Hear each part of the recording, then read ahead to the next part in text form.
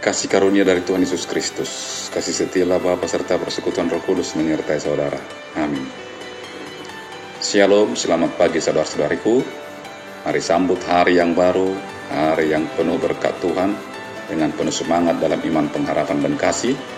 Sembari mengawali hari ini dengan firman Tuhan yang tertulis dalam Injil Lukas 2 ayat 12. Dan inilah tandanya bagi kamu. Kamu akan menjumpai seorang bayi dibungkus dengan lampin dan terbaring di dalam palungan. Demikian firman Tuhan. Saudara yang terkasih, menjadi pertanyaan bagi kita, mengapa Maria membaringkan bayi Yesus yang dilahirkannya di dalam palungan? Mengapa Maria dan Yusuf tidak menggendongnya? Bukankah itu jauh lebih baik dan bersih? Atau mengapa mereka tidak membaringkannya di lantai bersama Maria yang baru melahirkan? Bukankah itu jauh lebih baik? Membaringkan bayi yang lahir itu di palungan bukanlah suatu peristiwa yang kebetulan. Ini adalah penggenapan akan janji Tuhan Yehova kepada manusia dan menjadi gambaran akan masa depan bayi yang lahir itu. Mari kita lihat kebenaran firman dan janji Tuhan Yehova. Pertama, bayi itu dilahirkan di kota Bethlehem. Bet artinya rumah, Lehem artinya roti. Bethlehem berarti bread of house atau rumah roti. Kota di mana tiap orang tidak akan pernah mengalami kelaparan. Kota di mana orang yang miskin dan lapar akan datang ke sana untuk mencari makanan, sebagaimana Naomi dan Ruth datang ke kota itu untuk memperoleh roti dan makanan. Kedua, bayi yang dilahirkan itu diletakkan di dalam palungan.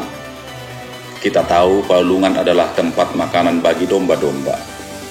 Sesungguhnya, bayi yang lahir itu dialah roti yang turun dari surga, sebagaimana diserukan oleh Musa dalam kitab Keluaran 16 ayat 4 dan 15. Dan bisa kita bandingkan dengan Yohanes 6 ayat 32 sampai 33.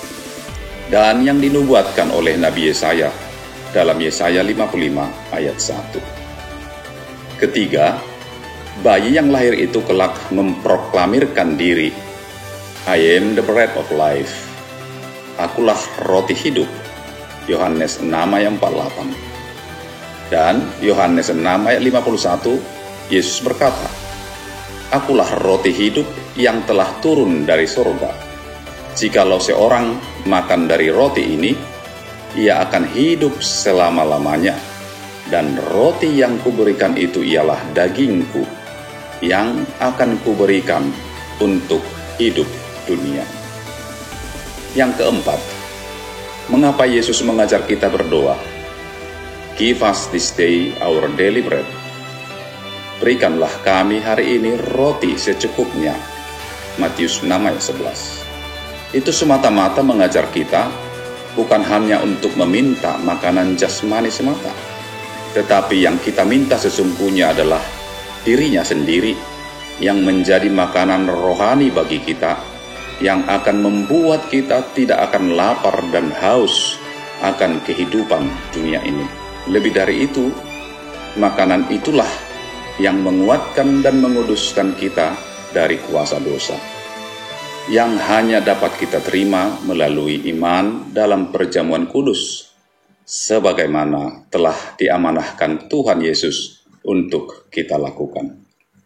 Saudaraku yang terkasih, sungguh jelas dan terang bagi kita bahwa bayi Yesus Kristus yang telah lahir dan diletakkan di palungan itu, dialah makanan yang sesungguhnya bagi domba-domba, yaitu umat manusia. Tiap orang yang datang ke palungan suci itu tidak akan haus dan lapar lagi.